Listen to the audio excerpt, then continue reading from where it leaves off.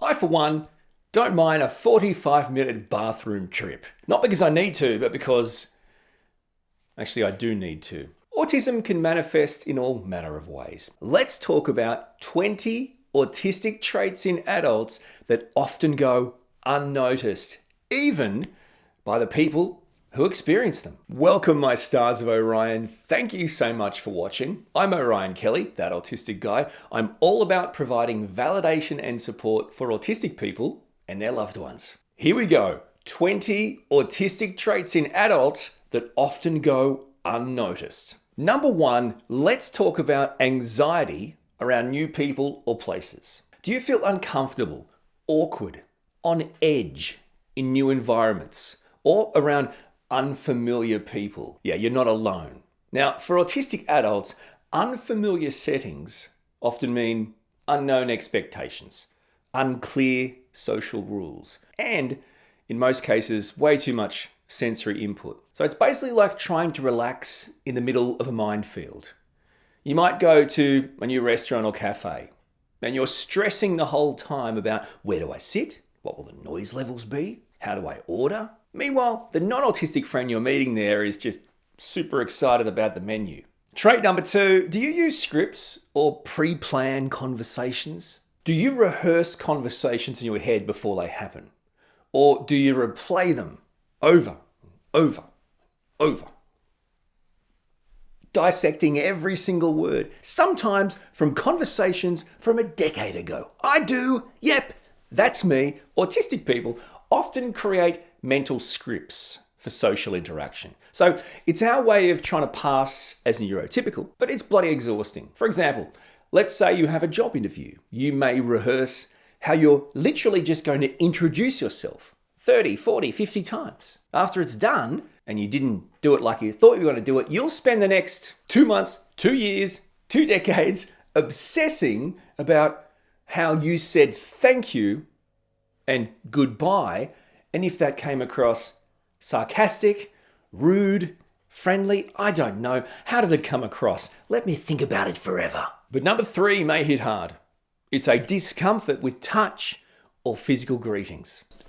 Do you feel awkward when someone goes in for a hug or a kiss hello? It's like, it's not that it's anything wrong with them, but it's, whoa, what are you doing, right? Or maybe it just doesn't occur to you to do it. So they're trying to lean in and you're like, what's happening here? Autistic adults often don't automatically initiate physical contact. Not because we don't care, but because it's not intuitive for all of us. So in relationships, this actually looks like we're being distant or even we're uninterested, when actually that's absolutely not the case. We just experience connection in a different way than neurotypical people. And being open and honest about that can actually really help both not only feel understood, but to feel more connected. Trait number four is all about blocking out the world around you. Maybe you wear noise-cancelling headphones, not only out in the world in public, even at home. See, these aren't just for music lovers. So, you don't have to be an introvert or a lover of music or podcasts. For autistic people, these are actual tools. These are, in fact, shields against the overwhelming chaos of the outside world. Frankly, even the inside world. You might not leave your house without putting on your noise-cancelling headphones first. And they're not really going to come off unless your ears start to hurt or you feel like you're back in a safe place like your house. This isn't about being antisocial. This is actually about survival. It's got to the point now as a dad with kids, sometimes I've got to put my noise-cancelling earpods in my ears in the house, in the same room as my family. I can still hear them and talk to them, but just to bring it down a notch. Without that, there's no regulation. And then I have no ability to be a good dad. But this one is so me. Number five, do everyday noises feel even louder when you're stressed and dysregulated? When I'm agitated, when I'm overstimulated, dysregulated, any sound is crushing and drilling through my very skull. And it's not about being annoyed by sounds. It's pure sensory overload. And it gets worse with stress or fatigue. In simple terms, what I'm saying is everyday noises that might not always trigger you as an autistic person. And we have our everyday triggers. For me, it can be things like the slurping of drinks, the clinking of cutlery, people eating, the swallowing and the chewing with their mouth, these types of things, buzzing, humming, whatever it is for you, there's some examples of what triggers me. But I'm now talking about things that you wouldn't even class as triggers on a good day as an autistic person. Just normal everyday sounds. They feel as unbearable as trigger-worthy sounds on days when you are stressed, dysregulated, agitated, unable to navigate the neurotypical world to the extent that you usually can. Number 6, do you startle easily? That's right, sudden noises, but Jesus scared out of me. Like I'm already in fight or flight mode. It's not just jumping, right? It's a rage. And I'm talking about real anger. My startle response is intense, and in my opinion, it's involuntary. My family sometimes think it's a massive overreaction. It's disproportionate to the sound. But for me, it's like I've had, some sort of heart attack or something. Noises that startle me. I'm so oblivious to it that when it happens, it's such a shock, it's such a startle, that not only does it just constantly just fill my body with stress and anxiety, but I just get so angry because of the startle response. It's honestly one of the worst feelings you can have. Trait number 7, all about being sensitive to certain fabrics. For some, it's tags, seams, itchy fabrics. See, these aren't just uncomfortable. They aren't itchy, they're unbearable. Can you imagine, as an autistic person, with different levels of, in neurotypical terms, disproportionate sensory sensitivities, living a world where just about everything that everyone asks you to wear as clothing makes you feel like your very being is on fire? And for me, there's something I've picked out in my mind. Oh, tomorrow I want to wear this.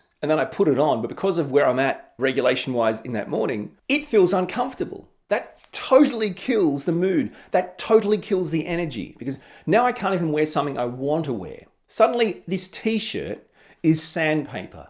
The tag is like having a cockroach on your neck. There's no other option but to completely change what you're wearing, which takes even more energy and takes even more of your ability to regulate away from you before really you've even got dressed for the day. Number 8, you're part of the cutting tags off clothing club. Always, always, always. If I can't remove the tag, I'm probably not going to wear it. We're talking shirts, t-shirts, underwear, anything that can come near my person gots to go. And the worst part is when you cut them off, some of them, they have the hardness. You've got to unstitch the whole thing. Oh, what am I? Am I a seamstress now? I don't know what I'm doing. Cut. This sign, really fascinating. Clothing suddenly feels wrong. Now, this could be something you've worn many times. Okay? Love this. Always feels good. One day, just feels off. Now, you can't explain why, but wearing it is agitating you. Could even be making you angry or upset. It could be your go-to hoodie. It suddenly feels, in my instance, too tight, too little, too light. It's not big and bulky anymore. It might not have changed. It's a sensory glitch in a way to some people, but for me, it's absolutely real. It's a real manifestation, a real feeling. But number 10 hits home for me. Gagging from certain food textures. Hello, pumpkin. My old friend, yeah, right. My nemesis, pumpkin, if that's even your real name. The texture hits my tongue, gag. Some foods don't even compute. It's actually not even about the taste, it's the texture. No amount of just try it, just give it a go, just eat it is gonna fix it. The pumpkin being cooked has a consistency and like this water content and this squishy that makes me gag. Other things, it's the smell of them. Right? It's fascinating how different this experience can be. Number 11, repulsed by certain smells or flavors. For me, it's the smell of peas. They make me sick. It's strange, right? Like normal peas, no worries. Once you cook the peas and serve them up, I can't eat them because of the smell, not the feeling in my mouth, the smell. It's like, ugh. It's really, I wish I could explain it. Pea and ham soup, happy to have it. Beautiful, love it. Just cook me some peas, absolutely 100% no go. I know it's not something I can explain in a way that's going to help you, but I promise you it's a real experience for me. Trait number 12, a total and utter exhaustion after going out anywhere. Like appointments, going to the shops, having lunch with someone. Regardless of what it is, leaving your safe zone and interacting with others, it drains your energy. Now, what I mean is your car is no longer full, the tank's empty. Right? The mental effort it takes to mask, to navigate the outside world, the social cues, processing the sensory input. For me, even if people come to my house, right, after people come to my house, which is great, once they leave, the visitors leave, I feel like I'm not me. I die on the inside. I can't talk, I can't interact. I basically have to desert my family, lie down, maybe sleep, maybe just lay there. It's a complete and absolute draining of all resources. And to be clear, it's not about the people coming to visit us. It's about the cost of appearing fine. It's about the cost of autistic people masking to fit in and to appease the people around them. And in the end, the best way to explain it is once that's over, we're basically a phone that needs charging. Until it's charged, it's not going to do much. 13, all about spending extra time in the bathroom, mostly to escape the world. Do you spend extra time in the bathroom? This could be the toilet, the shower, the bath, whatever you call it where you are. I don't know who's going to the washroom to take a pee. Are you washing or are you peeing? You're going to the bathroom to take a dump. In the shower? That's a toilet. What's happening here? It's not about the bathroom anyway. I'm just saying, in general terms. It's not about the bathroom, the washroom, the toilet, whatever you want to call it. It's about the break. It's about the time to decompress, the time to reset. How good is resetting on the toilet? It's the only time you can be alone and undisturbed. If you're autistic, this may be the one space you feel like you can actually stop performing and just be. I don't know, is that sad? I'm not sure. You can just be, but you have to smell your own number 2. Probably not ideal. Number 14 is an absolute reliance on a safe person at social events. Whether it's parties, outings, gatherings, do you find you kind of glue yourself, stick to your safe person? For me, it's my wife. Maybe you like to hang out with the kids, the pets. I don't mean that in a creepy way. I'm saying like sometimes it's better to hang out. I'm going to hang out on the kids' table or the kids' rooms, chill. Or hang out with the dogs, the cats, or the animals, whatever it is. It's just easier. When you have a safe person as an autistic person, you have gold. No matter where you go, you can cling yourself, secure yourself to them, and have them to help you navigate the world around you. And that's so much better than small talk. No. Some board games or gaming, yes, that's fine. Talking about current events with adults, not so much. Trait number 15, people watching. Could be a cafe, restaurant, bus stop, whatever it is. Watch the world go by. How peaceful is that? You're not part of it. You're not interacting. You're just observing. You might call it creepy. Fair enough. I might call it my own free Netflix. But number 16 is a hard relate for me. An exclusive loyalty to certain shops, products, or brands. You have a supermarket, that's your supermarket. You got a cafe for coffee, that's your cafe. You got a restaurant, that's your restaurant. You got a hairdresser, that's your hairdresser. You got a brand of product, that's your brand of product. An exclusive loyalty, reliance even, on certain shops, brands, products. Couldn't be more experienced by me as an autistic person. This need to have structure, sameness, routine, filters through in all walks of life, right? So particular shop, right? I know how the checkouts work, the self-serve checkouts. I know where everything is. I know how it feels, looks like. Now, if my usual bakery runs out of bread or is closed, I just go home. Like, what do you want me to do? Go to another bakery or another shop and look for bread? No, that's unthinkable. I'm not going to do that. Sometimes if I don't have the place that I usually park, the normal parking space or normal parking spot, it's full for some reason, I'm so overwhelmed, I just drive home. When they change the look of brands, it spins me out. When things are being discontinued or going out of business, it's like a death in the family to me. I just whatever you got, I'll buy it. Got a box out the back, bring it here. There's a reliance that I can't truly understand or explain to you. God, it's real and deep. 17 is struggling to connect with others. So people might call you things like weird, different, quirky, hard to read, distant. Conversations with people that you don't know, they don't feel natural, right? You just don't click in most conversations, even when you're actually trying to. This doesn't always have to be about you, by the way. This can be the double empathy problem, in effect, neurodivergent communication mismatched with neurotypical communication. But there's two people in this conversation. Struggling to connect with others is a core experience for autistic people because we're born with different brains and live in a world that has, for the most part, a population that's brain doesn't connect on the same wavelength as ours. And that's debilitating. When you live in a world where you just don't click, you just can't easily communicate, almost like a different language. It's so 1000% isolating. Trait number 18, do people laugh at you when you're being serious? Yeah, this happens a lot. Why is that? Let's talk about it. It could be the delivery.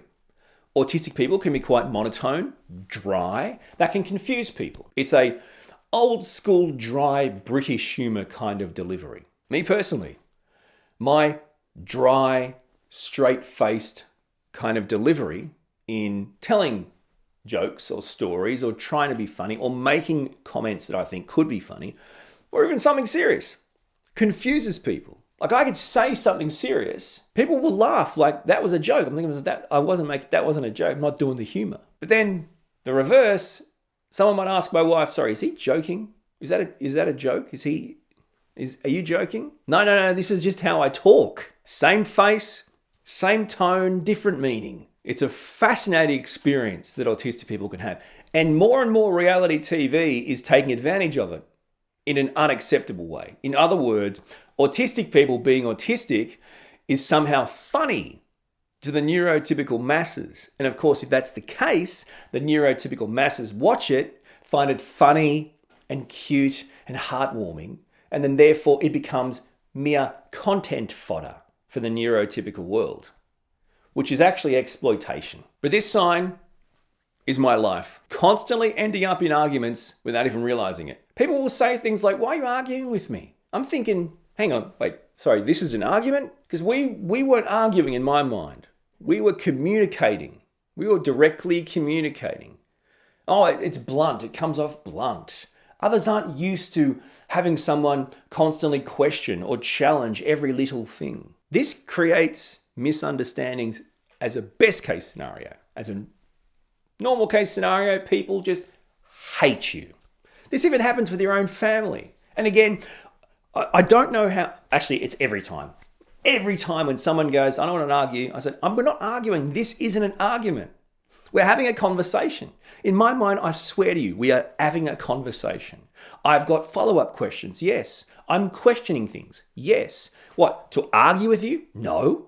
Is that why people ask follow-up questions? I thought people ask follow-up questions and question things to learn and understand more about what's happening in this particular situation.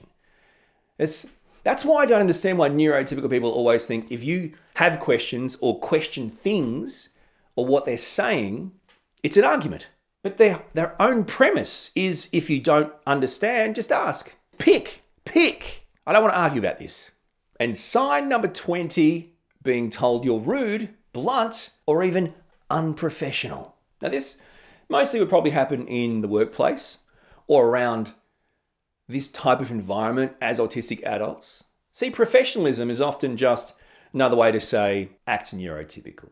Autistic people aren't unprofessional. We might be totally honest. We might be straightforward. We might be intense at work. We might get told we're being rude or inappropriate. But We're not being rude for the most part. We're being us. And no one ever gives you a rule book as an autistic person. They just expect you to somehow get it. This is how you act. This is how it works. And the sad thing is, what is classed as professional is as discriminatory as calling autistic people rude and arrogant and unprofessional. Autistic people are being autistic. We're punishing autistic people for being autistic. It's the equivalent of me punishing you for being neurotypical. Well, I can't because that's who you are. Okay, right. Well, let's say I said, I'm going to punish you, neurotypical person, every day you come to work and don't completely act and come across autistic. Now, you're going to fail. Why? Because you're neurotypical. Neurotypical people can't be autistic. They have a different brain. Conversely, you can't punish autistic people for not being neurotypical. Now, it's critical to note, none of these traits alone make you autistic.